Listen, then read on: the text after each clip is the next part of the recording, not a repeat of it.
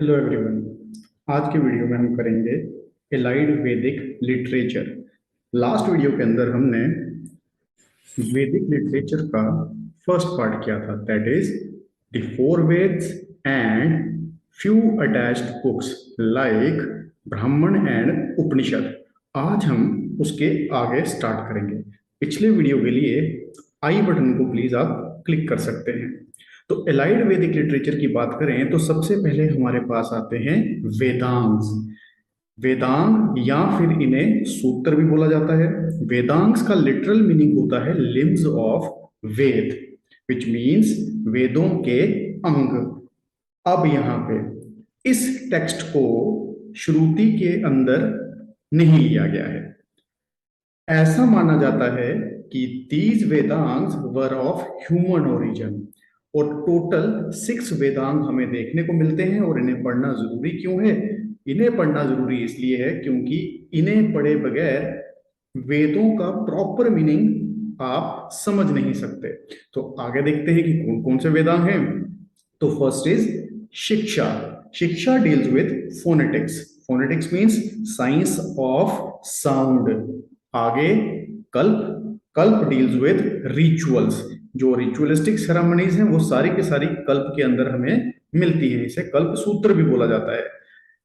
कल्प further 3 parts में divided है, दैट इज स्रोत सूत्र, ग्रह सूत्र और धर्म सूत्र। स्रोत सूत्र की अगर हम बात करें तो स्रोत सूत्र डील्स विद रिचुअल्स ऑफ अग्नि, सोम एंड एनिमल्स। ग्रह सूत्र जैसा कि नाम सजेस्ट कर रहा है, it has something to do with ghar. तो यहाँ पे ग्रह सूत्र के अंदर सारी की सारी सैक्रिफाइसेस के बारे में बात की गई है, which were to be performed by the householder. इसके बाद आता है धर्म सूत्र। धर्म सूत्र की अगर हम बात करें तो Dharma Sutra deals with laws, manners and custom of the people in general. Dharma Sutra के ऊपर एक काफी इंपॉर्टेंट बुक लिखी गई है, दैट इज मनुस्मृति। अब Manusmriti is actually a commentary on Dharma Sutra. आगे थर्ड बुक के बारे में बात करते हैं तो दैट इज व्याकरण। तो व्याकरण बड़ा सिंपल सा वर्ड है, 10th तक सबने हिंदी में पढ़ा होगा, दैट इज ग्रामर। तो ग्रामर के बिना कोई भी लैंग्वेज अधूरी है। Fourth Nirukta. Nirukta is etymology, which means science of words. Words के सोर्सेज और उनकी डेवलपमेंट किस तरह से हुई। कौन से वर्ड जो जितने भी हमें वैदिक लिटरेचर के अंदर देखने को मिलते हैं। फिफ्थ इज छंद। छंद means matrix, science of measurement. फिर आते हैं हमारा ज्योतिष्य। ज्योतिष्य मीन्स एस्ट्रोनॉमी, जिसमें कैलकुलेशन की जाया करती थी स्टार्स की, प्लेनेटरी मूवमेंट्स की। तो ये हमें मिलता है वेदांग्स के अंदर। आगे निकलते हैं, आगे बात करते हैं एपिक्स की। एपिक्स को इतिहास भी बोला गया है, और 2 ग्रेट एपिक्स हमें मिलते हैं, that is Ramayana and Mahabharata. One by one study करते हैं इनको। तो रामायण की अगर मैं बात करूं तो ओरिजिनली इसमें 6000 कपलेट्स देखने को मिलते हैं, और इन्हें 7 बुक्स जिन्हें कांड बोला गया है। एक चीज पुराना रेफरेंस देता हूं ऋग्वेद का। ऋग्वेद को हम 10 बुक्स में डिवाइड करते हैं और उन 10 बुक्स को हम मंडल बोलते हैं। उसी तरह से रामायण की जो 7 बुक्स हैं इन्हें कांड बोला जाता है।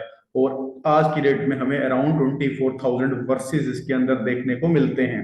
रामायण की कॉम्पोजिशन स्टार्ट हुई 5th सेंचुरी बीसी में, और हमें रामायण के अंदर 5 स्टेजेस की डेवलपमेंट देखने को मिलती है, और इसकी final compilation 12th century AD में हुई थी। आगे बढ़ते हैं महाभारत के बारे में। महाभारत या फिर इसे सतश्री संहिता भी बोला जाता है।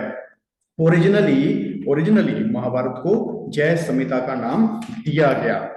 जय संहिता का मतलब the stories of victories means कोई भी कलेक्शन, ऐसी कलेक्शन जो विक्ट्रीज में डील करती है, उसे जय संहिता बोला गया, जो महाभारत का एक्चुअल में नाम था। अब इनिशियल डेज में 24,000 वर्सेस हमें देखने को मिलते हैं, और महाभारत को 18 बुक्स में डिवाइड किया गया, और यहाँ पे इन बुक्स को पर्व बोला जाता है।